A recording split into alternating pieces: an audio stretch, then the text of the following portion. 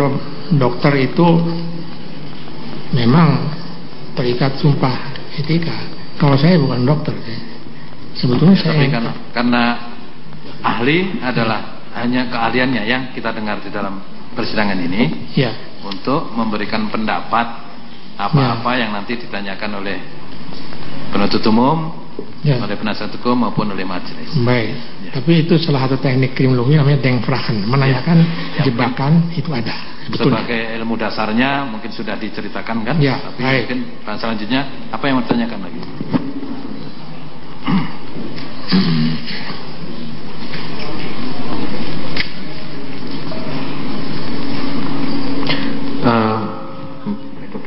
Bagaimana tentang hasil pengamatan ahli terhadap terdakwa ini, kemudian apa saja metodenya dan kesimpulannya seperti apa nanti? Baik. Yang mulia, izinkan saya menghemat suara saya. Saya ini ada gangguan di pita suara. Kiri itu ada benjolan, tapi alhamdulillah bukan kanker. Saya berobat pada seorang profesor terkenal di Bandung. Saya diberikan surat bahwa saya tidak boleh terlalu lama bicara. Karena itu izinkan saya menghemat dalam membacakan. Tahap positif itu asisten saya hanya membacakan saja, saya menerangkan. Silakan. Ini saya ya. Artinya beginilah, supaya diketahui oleh penuntut umum, penasihat hukum maupun majelis bahwa ahli ini ada keterbatasan apabila memberikan keterangan dalam waktu yang panjang. Ya, begitu ya. Jadi sepakati ya, yang pokok-pokok ya. Ya, silakan. Baik. Kita masuk lihat dari CCTV 7.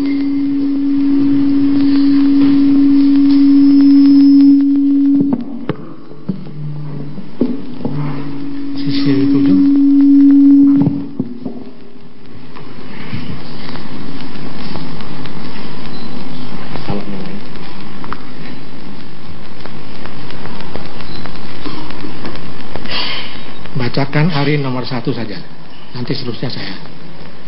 Hari Krasit.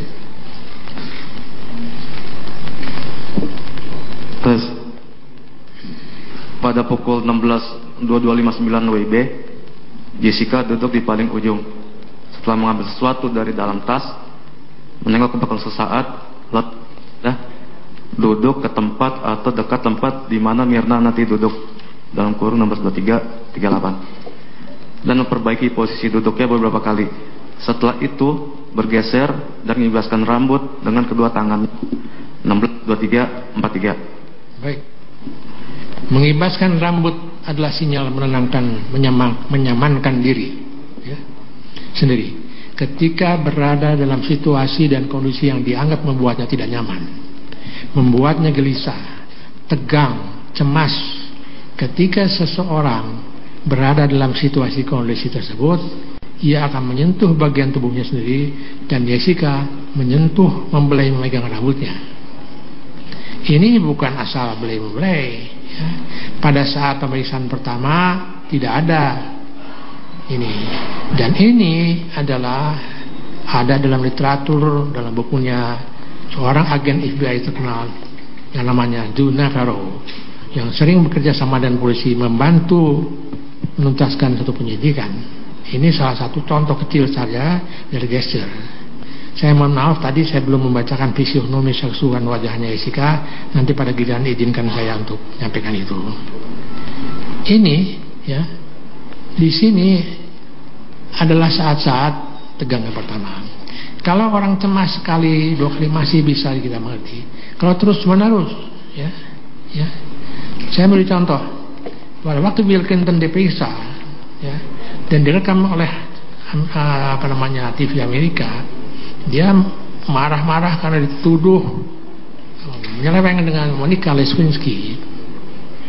Kesan pertama orang terkesan, wah ini orang tidak bersalah, mengancung-ancungkan tangannya. Di pengadilan dengan juri yang banyak, ketika dia di pojokan sebanyak 6 atau 7 kali tangannya menyentuh hidungnya. Ini adalah pusat saraf di muka. 6 kali. Itu menandakan dia berbohong. Bisa saja gatal. Tidak ada gatal terus-terusan ke sini. Kalau dia tanya belokkan pertanyaan lain, dia pindah lagi. Ya. Giliran yang ditanya itu, dia lari lagi ke sini. Itu dia sedang berbohong. Akhirnya ketika diperiksa oleh juri, akhirnya dia mengaku. Hal yang sama, pengalaman sama oleh saya, mohon maaf, sudah lewat. Waktu saya memeriksa terdakwa kedua kasus Angelin, tangannya di Bogor, saya lihat penyidik di samping saya, apa yang terjadi. Pada waktu tengah sesuatu yang mendesak sekali dan rupanya dia memang hal itu memang dia lakukan. Berkali-kali borgolnya itu diangkat dan dia memegang hidungnya sampai 8 kali. Saya bisikin penyidik, jangan pindah ke topik pertanyaan lain, kejar. Tapi terlambat. Beloklah itu pertanyaan lain, lalu tersangka duduk dengan tenangnya kembali pada posisi seperti ini. Nah, ini ya bukan asal bicara. Beberapa yang ada di dalam BAP ini ya, salah satu tanda dia tidak nyaman pada saat itu. Jadi saat 16.23 titik 43 itu. Berikut lagi kita lanjutkan ya. Nomor 3. Tangannya. Yang ini Pak. Ya. Tangannya terlihat masuk dalam tas lagi. 16.23.48. Sayang sekali aktivitas kedua tangannya terhalang semacam pepohonan di sana, sehingga untuk mengetahui aktivitas Jessica di bagian tengah kursi sukar dipastikan. Yang terlihat hanya tangan yang berulang kali membelai atau merapikan rambut dan wajahnya yang kerap menoleh ke kiri dan ke kanan. Ini tanda-tanda kecemasan juga, kegelisahan. Berikut 4. 16.28.41. Jessica menggeser suatu benda atau paperback di atas meja, seakan ia ingin menghalangi sesuatu dengan benda tersebut. Gestur menghalangi ini umumnya dilakukan seseorang ke orang di depannya atau untuk menyikapi suatu situasi dan kondisi yang membuatnya tidak nyaman. Ya, itu ada juga dalam literatur dari Joe Navarro. Ya. Ada juga dalam buku How to Spot a Liar. Saya membawa buku-bukunya. Hari mana bukunya? Hari buku-buku mana? Ini sekedar saja untuk bahwa saya tidak asal bunyi, tapi semua berdasarkan penelitian lapangan dan literatur. Ini hanya sebagian kecil saja buku-buku. Ya, semuanya taruh di sini. Bukan taruh, semuanya taruh di sini. Ini international bestseller di Amerika.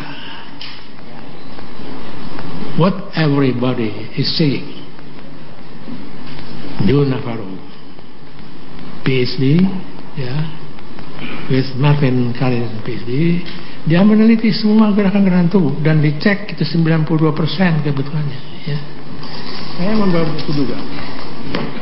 Ini seorang guru besar antropologi, ahli gestur, Profesor David Givens. Ini orang terkenal sekali di Amerika. Ada di sini. Kemudian yang penting bahwa teknik-teknik saya bertanya dan sebagainya itu, ini ada dalam advanced interviewing technique, proven strategies for law enforcement, military and security personnel. Dari siapa? Dari John Schaefer dan juga Joe Navarro. Berikutnya, ini buku 2 yang saya gunakan dari Janine Driver. Ini yang tadi membuat tahap-tahap yang 4 itu. You Can Lie to Me. Ya. Berikutnya, dari Peter Kollek, ya. The Book of Tales. Ya. Ada misalkan conversation tales, power tales, lying tales. Ya. Kemudian Dari teknik-teknik jeda, bicara keras dan sebagainya, ada buku namanya Louder Than Words. Orang pelan bicara, keras bicara, sendat-sendat, itu ada artinya. Dan yang juga menurut saya penting tadi, crime signals. Jadi sinyal-sinyal itu tingkat kejahatan dan sebagainya. Jadi how to spot a criminal before you become a victim, ini ada juga ya. Masih banyak lagi buku-buku itu, dan ini melengkapi semuanya ya. Betty Baum and Franz Baum menyusun Dictionary of Worldwide Jesus. Apa yang saya sampaikan tadi, bahkan saya sudah catat halamannya, ada di sini semua, untuk membuktikan ini bukan mengada-ada ya. Berikut ada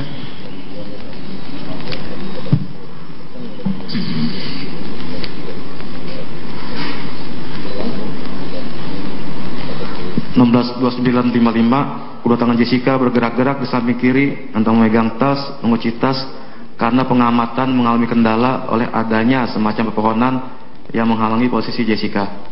163554, untuk kurang lebih sampai 163556, tangan Jessica mengambil sesuatu dari belakang benda atau paperback yang tadi ia letakkan sebelumnya. 163312 hingga 163315, Jessica seperti mengembalikan sesuatu yang tadi ia ambil, sayang terhalang benda atau paperback yang tadi ia letakkan sehingga sukar diduga benda tersebut. 163402, benda yang atau paperback yang tadi ia letakkan untuk menutupi aktivitas tangan kanan ia pindahkan kembali. 163417, tangan kanan Jessica ke tempat yang tadi ia halangi dengan benda tersebut. 163443, kedua tangan Jessica seperti memegang tasnya, tanggal sesuatu atau menutup tas. 170329, Jessica pindah kembali ke tempat semula saat ia pertama kali datang, setelah sebelumnya melakukan beberapa perilaku tertentu. Jadi ia telah duduk di tempat dekat posisi Mirna kelak selama kurang lebih 39 menit 51 detik. 170339, Jessica mengambil sesuatu dari meja depan tempat Mirna duduk. Entahkah apakah itu berisi gula, supi, susu, tisu, dan seterusnya. Sepertinya diarahkan ke mulutnya. 110344, benda yang tadi Jessica ambil ia letakkan kembali sembari menengok ke kiri dan belakang. Menengok ke kiri dan ke belakang juga merupakan tanda kecemasan, takut yang melihat, dan kegelisahan. Lanjut Pak. Baik, coba digambarkan pada saat 17, 18, 10, pada saat Hani datang. 17-18-10, Hani berlari kecil, langkah kakinya seperti happy feet, sedikit meloncat-loncat, menghampiri dan meluk erat Jessica. Tubuh dirapatkan, sebagian besar tubuhnya menyatu dengan Jessica. Sedangkan Mirna hanya memeluk Jessica dengan satu tangan yang ngelus-ngelus punggungnya, tetapi ia memberi jarak. Ia tidak memeluk erat Jessica dan menyatukan kedua tubuh sebagaimana halnya Hani. Nah, perilaku nonverbal memberi jarak ini menunjukkan bahwa Mirna merasa tidak nyaman melakukan pertemuan dengan Jessica di saat itu. Orang cenderung mengarahkan, mendekatkan tubuhnya ke orang lain yang membuatnya nyaman. Ketika tidak nyaman, mereka akan menjauhkan diri. Memberikan jarak tersebut merupakan bahasa tubuh gestur, perilaku nonverbal yang menunjukkan penolakan, atau dalam reaksi otak limbik berusaha proses hindari. Apa yang dimaksud dengan otak limbik? Di dalam kepala manusia ada tiga, ada batang otak, ada otak neokortex, dan otak limbik. Otak neokortex adalah otak yang menyuruh kita berbohong, keluar dalam kalimat perkataan, dan kemudian wajah yang dibikin-bikin, tangan bikin-bikin dan sebagainya. Kelihatan orang bisa yakin, bisa tidak. Tetapi otak limbik adalah otak yang jujur, ya. Otak jujur menghasilkan kemudian gerakan-gerakan tertentu dari bagian tubuh, sehingga kemudian itu menjadi kunci, menjadi leak, menjadi bocor bahwa itu orang itu berbohong.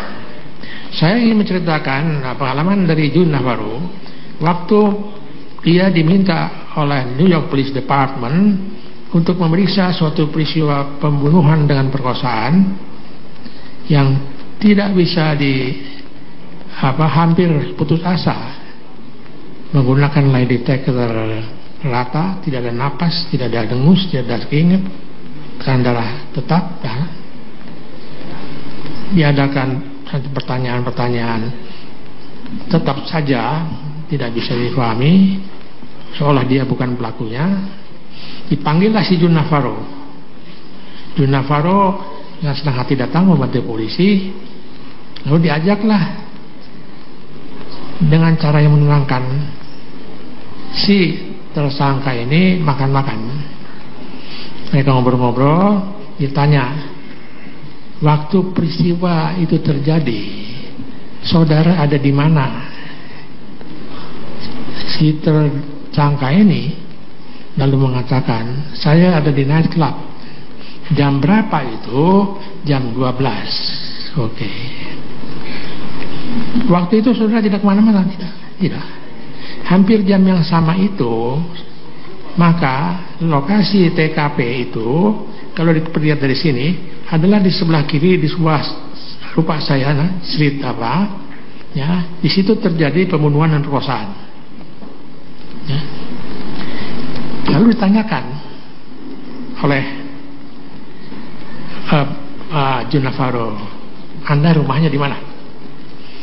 Dia menyebutkan rumah, dan kalau kita berdiri di sini, rumah Jun Navarro itu, rumahnya adalah di sebelah kanan. Maksudnya rumah dari si pelaku kejahatan itu. Jadi di sini adalah TKP, di sini adalah pelakunya. Gitu. Tiba-tiba dia kan, Anda sebetulnya kan pembunuh. Wah enggak. Jam sekian itu Anda pulang. Iya pulang dong. Tangannya, otak limbiknya menyuruh tangannya itu menunjukkan lokasi pembunuhan ke arah sana. Pulangnya bukan ke arah sana. Ketika di hadapan itu ditanya-tanya, akhirnya dia mengaku. Maaf, saya ingin menceritakan.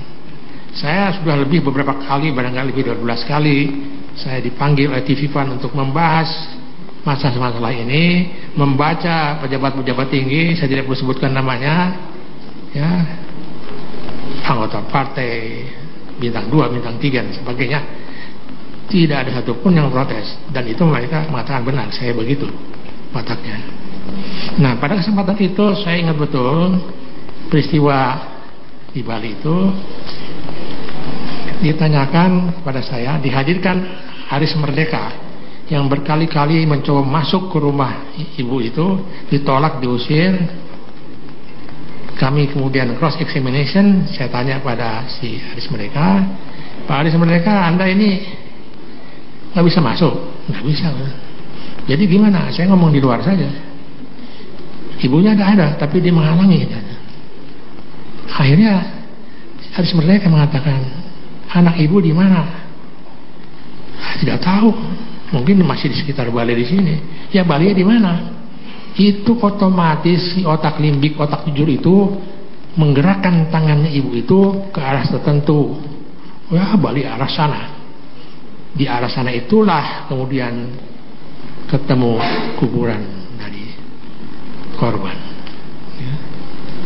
Saya tidak lama. Waktu saya datang ke sana, saya wawancara dengan polisi, saya juga mengadakan pengamatan, tidak lama. Saya lebih banyak memeriksa tersangka kedua. Langsung saya berikan, katakanlah semacam pendapat yang terlalu dini. Saya lapor kepada Pak Kapolri dan hampir tidak percaya beliau, masa secepat ini. Ternyata apa yang sampaikan sama dengan pengakuan ahli psikiater dan ahli poligraf. Pertama dia menderita X, ya, dan tidak bisa terbaca poligrafnya. Jadi itu, jadi ada banyak sekali yang barangkali bisa digunakan dengan leak itu, bocor-bocor. Izin ahli, mungkin langsung dilanjutkan ke hasil pemeriksaan selanjutnya tuh. Ya baik. Nah, yang pertama saya ingin menyampaikan pemeriksaan fisionominya setelah saya ketemu dengan Mbak Jessica, tolong digambarkan, digambarkan bagian dari wajahnya sebagainya. Ya, ini yang halaman setelah baseline. Setelah baseline,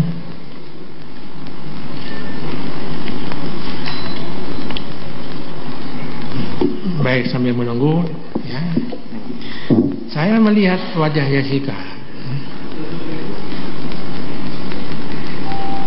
Untuk diketahui bahwa manusia itu wajahnya mendapat warisan dari orang tuanya, ibu dan bapaknya, sekaligus watak kedua orang tersebut.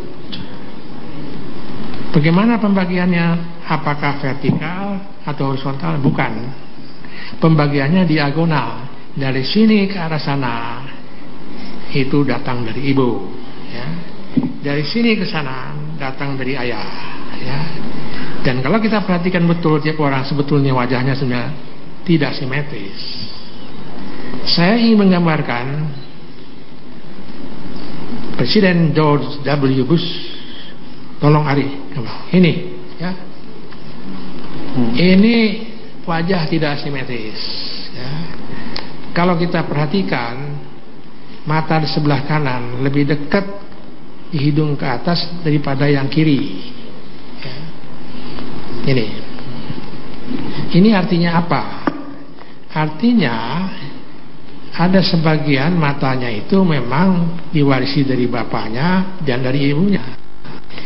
Diduga mata ibunya atau bapaknya, saya tidak tahu, termasuk mata yang tolerance, orang yang penuh pengertian dan sebagainya. Jarak matanya itu bukan teleng, tapi agak jauh titik-titiknya. Sebaliknya,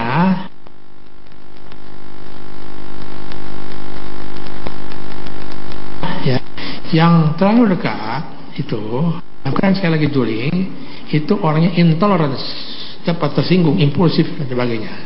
Ini diukur dengan titik-titik, ya. Sebaliknya, kalau yang tolerance, ya, itu jaraknya matanya agak berjauhan. Apa akibatnya? Ini menimbulkan persoalan. Satu kali dia mengikuti dalam kehidupannya itu yang kelihatan watak dari ibunya, di lain saat dia keluar watak dari bapaknya. Terbukti dalam perang Irak, ya, dia betul-betul menggebu-gebu. Orang seperti ini adalah suasana hatinya berubah-berubah terus. Tapi di lain pihak dia terdiam untuk sekian bulan lamanya. Jadi hatinya itu berubah-ubah. Apa yang disebut anak muda sekarang ini galau, seperti itu. Ini sebuah contoh saja. Nah, saya ingin mengatakan dari hasilnya, wajahnya tersangka itu termasuk tipe, mohon maaf, kurang percaya diri, membangun harga dirinya dengan pengetahuan, cenderung belajar kembali sebelum melakukan hal yang baru. Menurut saya satu itu, dari jarak mata, ini lagi, ya, saya tidak bisa menyatakan semua, tapi ada jarak mata yang dekat, ya, maksud saya dengan alis, ya, itu ada yang mencerminkan kalau pendek seperti itu dia orang ramah. Sebaliknya kalau agak jauh, ada dua pilihan, ya, orang yang sangat memilih, pilih kasih atau selektif, pilih kasih selektif, ya. Dan ini menurut saya tercermin dari jarak mata dan alisnya Jessica, sifat pemilih dan selektif serta seksama dalam respon tindakan dan pikiran. Memilih teman, mengambil keputusan ketika memilih teman, mengharap pertemanan berlangsung lama dengan harapan bisa langgeng, kecuali apabila ada hal-hal khusus yang dapat memutuskan pertemanan, misalnya seperti dikhianati, tidak setia lagi, konflik dalam pekerjaan, percintaan.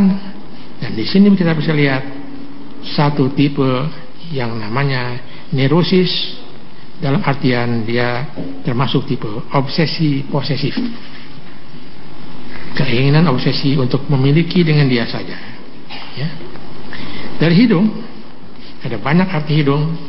Ada hidung yang mandiri, hidung senang menolong orang, senang kurios itu tinggi, sangat tinggi untuk motivasinya orang lain. Dan memang saya kira Jessica termasuk tipe orang yang hemat.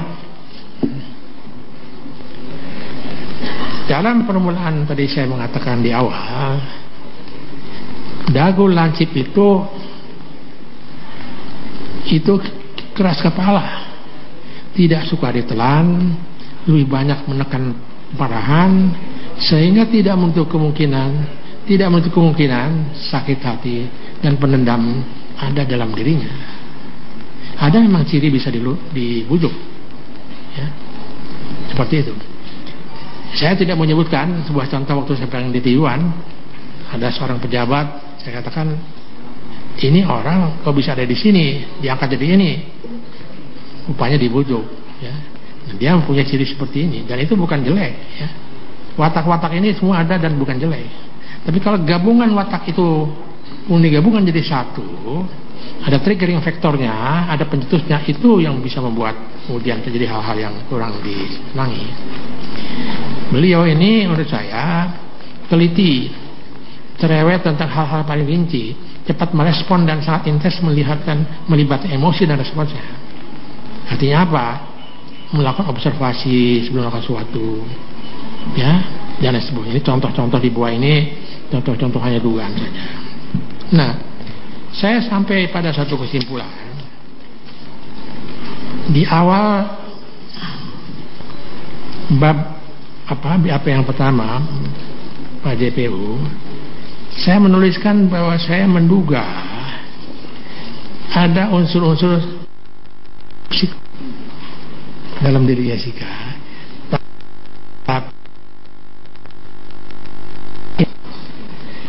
Karena ciri-ciri psikopat itu menurut Profesor Herr, guru saya, ada 22 ciri. Saya temukan dia cuma 4. Tidak ada artinya, tapi kalau dengan scoring dilakukan, bahkan dan teori modern, alat modern di Amerika dengan menggunakan scanning segala macam, memang betul itu bisa ketahuan seorang jadi psikopat apa tidak, ya. Dan saya kembali tapi ini dia, menurut saya setelah saya melihat peristiwa itu semua, maka beliau ini memperoleh atau termasuk tipe-tipe yang disebut dengan gabungan dari narsistik, ya. Kemudian beliau ini termasuk emotionally unstable personality, mudah berubah-berubah, memiliki kebutuhan yang besar untuk dicintai, tetapi memiliki sedikit kemampuan untuk mempertahankan hubungan yang dibina, tidak suka dikritik, sensitif dan seterusnya. Ada ciri-ciri di dalam bukunya Navarro, tipe-tipe yang harus kita sikapi orang-orang adalah perasaan mudah berubah, memanfaatkan orang lain, meninggalkannya setelah orang tersebut tidak bisa dimanfaatkan lagi, memiliki kebutuhan yang besar untuk dicintai, ya, seperti anak kecil, tetapi memiliki sedikit kemampuan untuk mempertahankan hubungan yang dibina, tidak suka dikritik, sensitif, selalu mengingat pada yang menyakiti dirinya, selalu mengingat kesalahan orang lain, tidak pernah mengingat kebaikan orang lain terhadap dirinya, mengungkit luka lama, mengungkit perbuatan orang lain yang dulu pernah menyakiti dirinya. Dan ketika ingin Anda mengakhiri hubungan dengan dia tidak mau. Dia ingin Anda tetap loyal pada dirinya. Dia ini siapa? Kemungkinan besar adalah Mirna CS, barangkali kawannya di Australia. Dugaan saya mungkin ada seorang familinya juga yang menjauh dan sebagainya. Ini yang saya lihat pertama kali dalam matanya, merasa sunyi, ya, ditinggal kawan-kawannya. Sehingga di dalam bukunya David Gibbons, even if you manage the end of the relationship, ya, Unstable personality still want you to remain loyal. Tetap loyal, tidak mau ditinggal. Nah, sifat-sifat seperti inilah yang menimbulkan kemudian Jessica merasa ditinggal sebagainya. Dan orang seperti itu dalam tipe unstable personality itu bisa melakukan kekerasan, baik menyakiti diri sendirinya atau keluar melakukan sesuatu hal yang merugikan orang lain. Itu kesimpulan saya. Terima kasih.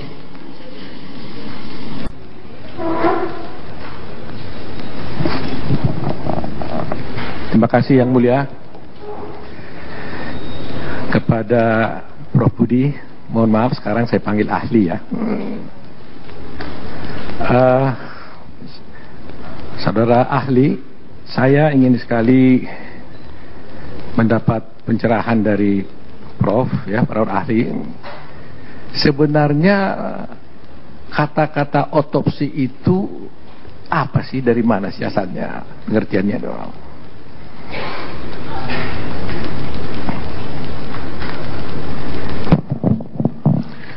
Otopsi itu dari kata auto dan bukan Pak Auto tapi Pak. Auto dan opsi. Opsi itu melihat, jadi memeriksa itu berarti memeriksa, mengobservasi dan seterusnya yang sesuai dengan itu, dan kemudian sendiri dia melakukannya sendiri, itu melihat sendiri.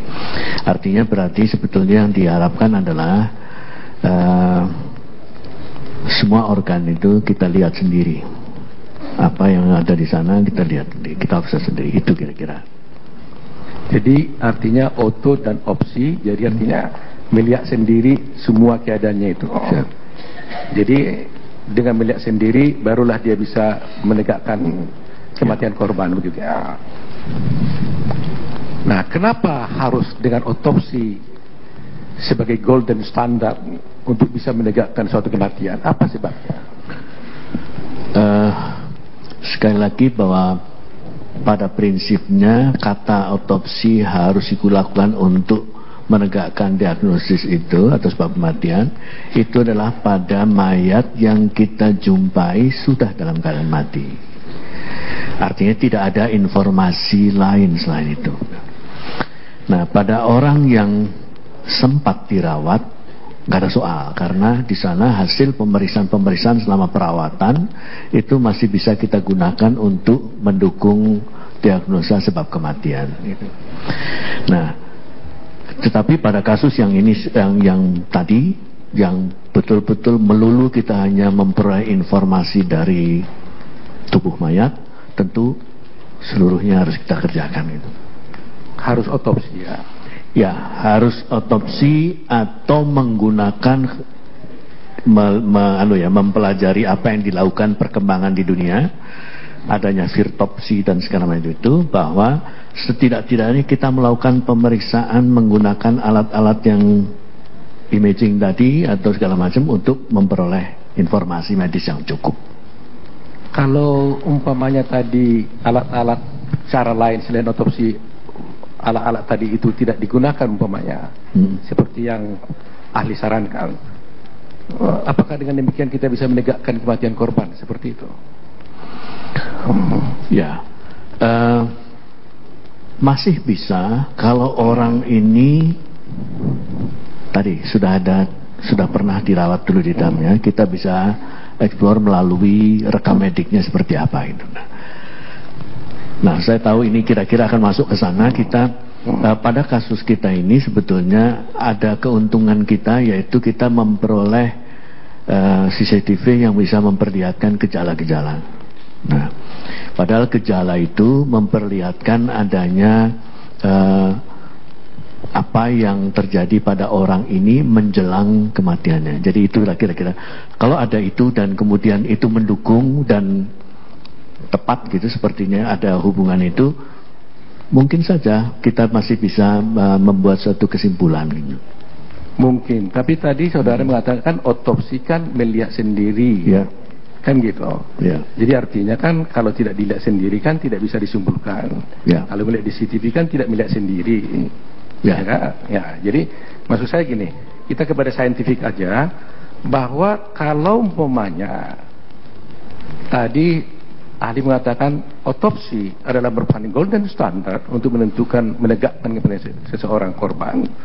Dan kalau tidak, akan dilakukan dengan alat-alat yang Bapak katakan tadi itu, antara lain yang sudah dikatakan tadi itu. Nah, sekarang pertanyaan kita kan simpel. Kalau itu tidak dilakukan secara medis, alat-alat tadi itu, apakah bisa menegakkan kematian korban? Ya. Kita langsung pada kasus saja ya. Kita nah, ini teoritis saja. Teoritis. So, nanti kasus kita bicara. Secara teoritis, secara ilmiah, secara ilmu kedokteran. Ya. Sekali lagi, kalau kita memperoleh informasi medis pada orang itu cukup lengkap, maka bisa. Kalau tidak? Kalau tidak, nggak bisa. Tidak bisa ya. Tidak bisa.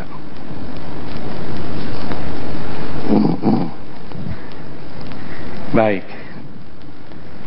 Kemudian ahli juga tadi mengatakan bahwa kita melihat sebenarnya juga kalau melihat tanda-tanda yang terjadi. Tadi saudara mengatakan muntah-muntah. Dalam kasus ini kebetulan muntah-muntah nggak ada ya. Nah, tadi saudara mengatakan itu ada lebam mayat. Jadi memang berkali-kali kita temukan perkara seperti ini. Jamnya lebam mayat pun bisa dihitung berapa lama ya. Kalau gantung diri berarti lebam mayatnya itu ada di kaki umpamanya. Kalau dia terlentang lebam mayatnya itu ada di punggung. Nah, tadi ahli sudah mengatakan dengan cepat lebih kurang 2 jam pun sudah bisa ketahuan lebam mayat itu. Bahkan kalau dia sudah sampai 12 jam itu akan permanen gitu. Kalau umpamanya tadi terlihat tidak ada lebam mayat yang merupakan tanda-tanda yang aktual yang menurut dokter, bagaimana seorang patologi melihat keadaan ini?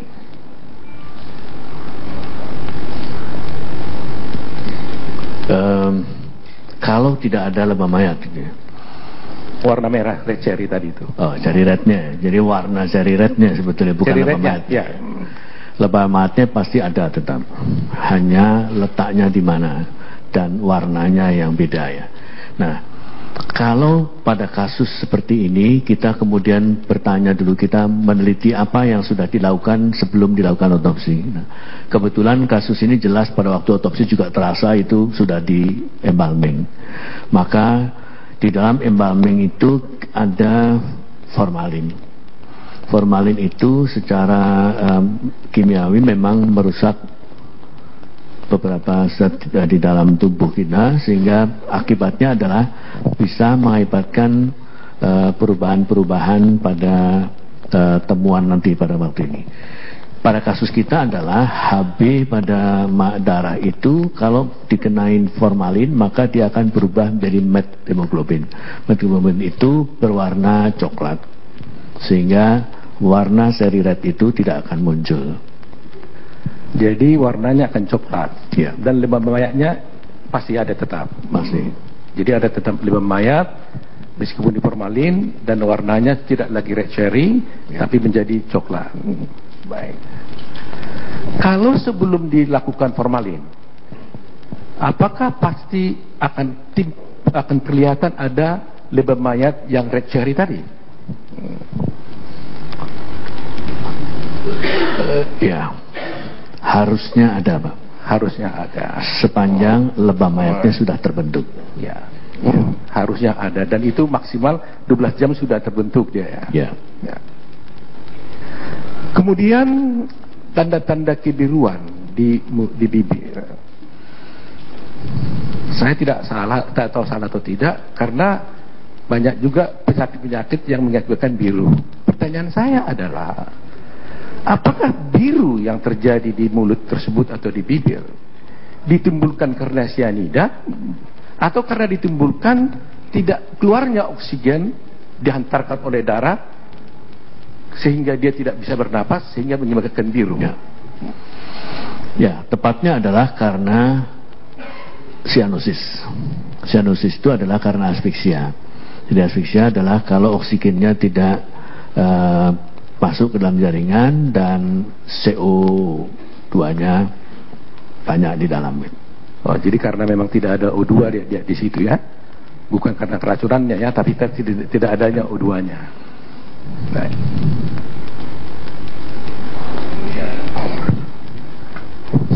Sepengetahuan menurut keahlian saudara, apakah umpamanya kalau seseorang untuk menentukan tanda-tanda adanya sianida tersebut di dalam tubuh korban, apakah juga digunakan sebagai parameter seperti kata ahli Galgel kemarin, ada parameter yaitu ditemukannya tiosianat di dalam hati,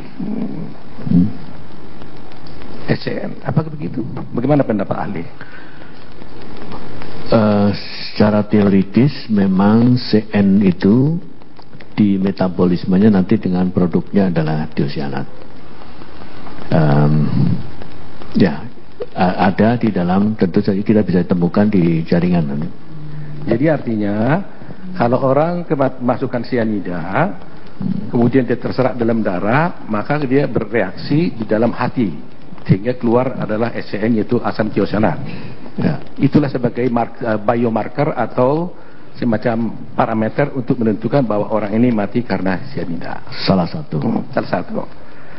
Nah, kalau ternyata dalam kasus ini umpamanya telah diperiksa hati dan urin, kalau tidak ditemukannya asam tiosianat di dalam hati, apakah itu bisa disimpulkan bahwa sebenarnya sianida belum sampai ke dalam hati umpamanya, atau tidak ada kematian karena sianida itu? Ya, begini, pemeriksaan toksikologi itu macamnya banyak. Pemeriksaan yang menggunakan alat yang canggih memang biasanya begitu sekali kita periksa, kita bisa memperoleh semua dari, sepanjang itu masih diperoleh dari ekstraksi yang sama, yang sesuai dengan itu. Sedangkan ekstraksi ada 3 macam gitu. Nah, pertanyaannya adalah apa yang sudah dilakukan oleh ahli toksikologi, saya nggak tahu. Jadi itu yang harusnya kita bahas nanti. Kalau berdasarkan catatan di sini sudah diperiksa hati, sudah diperiksa urin, ya, tapi tidak ditemukan asam tiosianat di dalam urin maupun di dalam hati. Bukan metodenya, Pak. Metode pemeriksaannya yang kita belum tahu sebetulnya. Nah, terlepas dari metodenya, kalau akhirnya telah tidak ditemukannya asam tiosianat itu menurut ahli yang memeriksa, apa kesimpulannya, saudara? Ya, kalau itu yang disebutkan bahwa sudah diperiksa dan kemudian tidak ada, maka kesimpulan kita berarti nggak ada, tidak ada tiosianat. Berarti proses metabolisme menjadi tiosianat itu nggak ada. Jadi artinya sianida belum sampai juga dalam hati. Bisa begitu ya. Oke. Kalau orang mati karena sianida, tadi dokter mengatakan itu pasti menyerang jantung dan juga menyerang otak. Sebelum dia ke jantung, apakah dia juga melewati hati?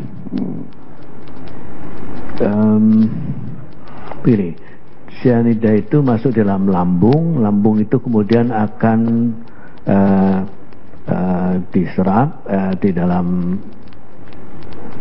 pembuluh darah, vena, kemudian dia akan jalan masuknya ke jantung dulu, baru kemudian secara arterial nanti baru disirkulasikan ke seluruh tubuh termasuk hati. Di hati.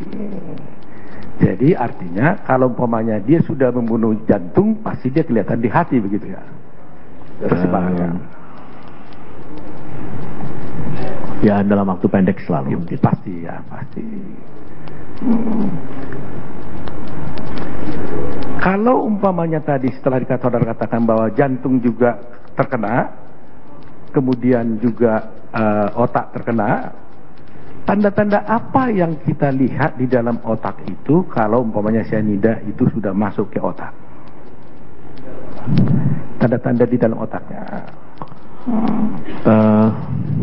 Pada otak itu akan mengalami hipoksia tadi. Jadi akan kekurangan oksigen tadi, dan kemudian jangka agak lama baru akan terjadi infark nanti. Nah, itu kira-kira yang terjadi pada otak. Kalau dilakukan pemeriksaan dengan CT scan kelihatan itu di dalam otaknya. Saya nggak ahlinya di bidang itu ya. Oh, nggak ahlinya. Saya takut salah nanti Pak. Iya, baik. Baik. Kemudian mengatakan ada hal negatif. Kalau hasil di sini kasusnya negatif gitu ya, sehingga perlu diambil kasus tanda-tanda yang lain. Maksudnya apa tadi itu? Miligram. Sehingga terjadi perbedaan. Sebagai patologi yang dianut, yang dipegang itu oleh patologi itu pemeriksaan otonya tadi yang terhadap korbannya ini atau yang di luar sini sebagai ahli patologi.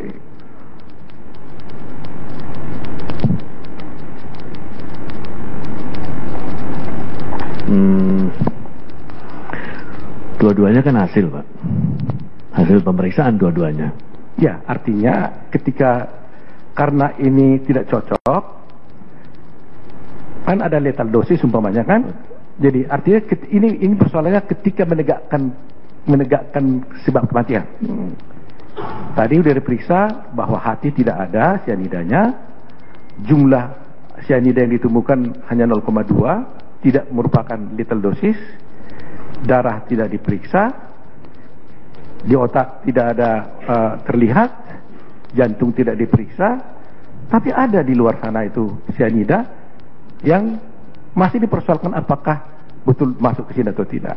Sehingga kalau umpamanya dokter dihadapkan tanpa melihat ini umpamanya dalam situasi ini, apakah dokter itu mengambil kesimpulan itu berdasarkan apa yang ada di sini saja atau bagaimana?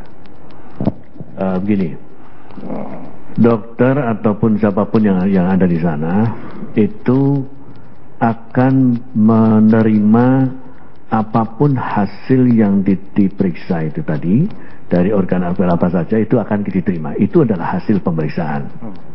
Nah, dalam membuat kesimpulan itu yang harus kita harus berhati-hati di dalam melakukan itu. Jadi, bahwa yang kita periksa ini cocok nggak dengan itu tadi. Nah, pada kasus ini sebetulnya tidak kita bisa temukan di dalam tadi hati dan di dalam empedu tidak ada, urin tidak, darah tidak diperiksa. Nah, tetapi kemudian kita melihat ada gejala-gejala tadi, dan gejala-gejala itu sesuai dengan gejala orang dengan keracunan cyanida. Itulah yang ada, sehingga penyimpulan adalah seperti itu tadi. Tapi ternyata kan tidak sesuai karena memang leban mayat kan nggak ada yang coklat, yang cering jadi robah. Ya. Muntah-muntah tidak ada. Ya. Kalau itu menjadi pedoman tentunya kan nggak cocok. Begini, penyimpulan suatu gejala atau segala macam itu kita harus bisa jelaskan. Kalau dia tidak ada, mengapa tidak ada? Kalau ada alasannya mengapa itu, maka kita masih bisa mengatakan, oh jangan-jangan itu tadi. Ya. Jadi pada kasus ini misalnya, syariat itu bisa dibantahkan atau dianulir dengan adanya formalin, sehingga dia mengakibat tidak mungkin ada keluar syariat tadi. Kemudian adanya atau tidak adanya cyanid pada hati misalnya, pada jaringan. Ini penyebabnya bisa kita lihat juga bahwa ada formalin yang ada di dalam jaringan tadi. Mungkin itu menjadi penyebab itu. Nah, kalau ini kemudian kita persoalkan, maka harus dilakukan pemeriksaan ulang untuk memastikan hasil-hasil itu tadi. Jadi kalau tanpa dilakukan pemeriksaan ulang, kematian itu tidak bisa ditegakkan dengan situasi seperti ini.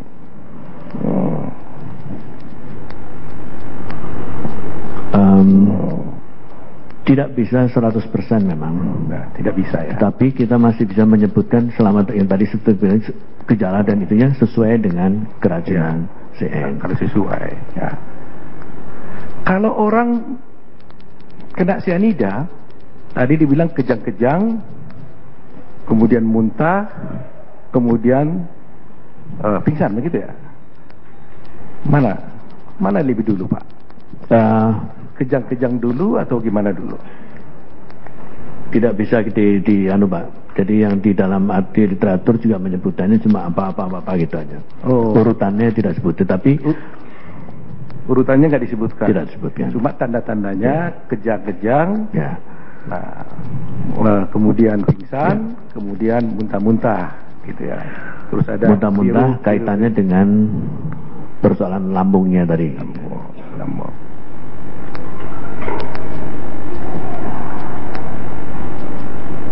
Kalau umpamanya seorang dokter ahli patologi forensik lah, diminta oleh polisi dengan suatu surat resmi, tolong ini minta dilakukan otopsi pemeriksaan dalam dan luar, tapi dia tidak lakukan itu bagaimana?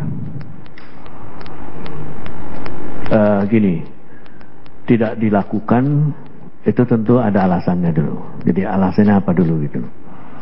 Karena sebetulnya pada kasus kita ini sebetulnya menurut hasil pemeriksaan berita acara yang sudah ada, itu adalah tidak disetujuinya oleh keluarga, sehingga kemudian dipilih cara melakukan pemeriksaan yang sekarang dilakukan itu alasannya. Kalau tidak disetujui keluarga, kan tidak mungkin polisi mengirim surat untuk diotopsi, kan? Biasanya surat itu udah jadi duluan itu. Sudah ada suratnya, kemudian dibawa gitu bersama-sama, itu biasanya. Bersama-sama gitu. Kan? Ya. Jadi ini kasusnya ini begini. Yang memeriksa itu, Dokter Selamat mengatakan saya tidak lakukan otopsi adalah karena permintaan polisi. Penyidik dia bilang. Lantas kita tanya, apakah tidak boleh sendiri langsung Pak? Karena dia juga mengatakan sebaiknya harus dilakukan otopsi. Itu pendapat dari Dokter Selamat. Terus kita tanya, kalau begitu kenapa saudara tidak otopsi? Dia bilang nggak bisa. Apa yang diminta polisi, penyidik, itu yang kami lakukan. Padahal ternyata kami temukan dalam berkas perkara bahwa ada surat sesungguhnya dari polisi permintaan untuk otopsi. Sehingga kan kita jadi bingung nih sekarang nih. Kok tadi alasannya dia mengatakan tidak diotopsi karena tidak dimintakan penyidik. Bukti mengatakan penyidik meminta otopsi. Nah dalam kasus seperti ini bagaimana menurut pendapat ahli? Ya. Tadi saya sudah cerita urut-urutannya adalah biasanya dalam praktek sehari-hari maka mayat itu dikirim duluan atau dikirim bersama-sama dengan surat permintaan visum tadi. Di sana mungkin sudah tertulis periksa pembedahan jenazah gitu. Nah kemudian kita menunggu keluarganya, biasanya begitu ya. Nah kemudian dalam diskusi dengan keluarganya baru kemudian kita mengatakan orang ini keberatan atau enggak sih. Kalau keberatan maka harus kita kembalikan ke penyidik. Kalau dia tidak keberatan maka dia akan mengisi suatu surat semacam persetujuan dari informed consent tadi. Nah kemudian baru dilakukan. Nah berani nggak kita melakukan tanpa ada persetujuan dari? Umumnya tidak berani gitu. Nah masalah kita adalah tadi Pak penasihat hukum mengatakan apakah surat permintaannya itu adalah minta otopsi tetapi tidak dilakukan. Nah ini harus kita teliti prosedurnya seperti apa yang terjadi gitu. Jangan-jangan pada waktu orang keberatan kemudian dia bicara dengan penyidik, kemudian mereka membuat suatu kesepakatan, kemudian itu yang diperintahkan kepada dokternya. Barangkali itu yang mungkin terjadi. Nah ya barangkali itu kira-kira. Saya tidak akan terus panjang, cuma hanya beritahukan saja bahwa saksi tersebut, dokter ahli ahli Selamat mengatakan saya tidak lakukan otopsi karena memang yang diminta adalah bukan otopsi, tapi hanya pemberitaan sampel. Tetapi faktanya ada surat permohonan otopsi. Tapi ahli udah jelaskan tadi, saya kira udah cukup buat kita. Terima kasih buat dari kami sementara, Pak. Ya, lanjut. Ahli, saya hanya ingin tanya, apakah ahli tahu cause of death yang ditentukan oleh WHO, sebab kematian yang ditentukan oleh WHO standar ini? Ada ICD, Pak, ICD-10. Ya. Mohon dijelaskan, Pak. ICD-10 itu adalah suatu kumpulan diagnosis yang kemudian dicatatkan di dalam suatu klasifikasi. Apa aja di dalamnya sudah ada itu. Ya, kita perlu penjelasan, Pak. Ya, itu, Pak. Isinya ribuan, Pak, ribuan macam. Tidak mungkin kita hafal isinya. Ada softwarenya untuk bisa menetapkan itu. Tidak hafal, tidak apa-apa, Pak. Terus saya lanjutkan. Apakah dalam perkara ini sudah memakai standar itu, cara pemeriksaannya, sebab kematian yang dimaksud? Di WHO tidak ada cara-cara melakukan pemeriksaannya, Pak. Sebab kematian tadi, Pak. Dia hanya klasifikasi sebab kematian WHO. Ya. Sementara itu, Pak, ya.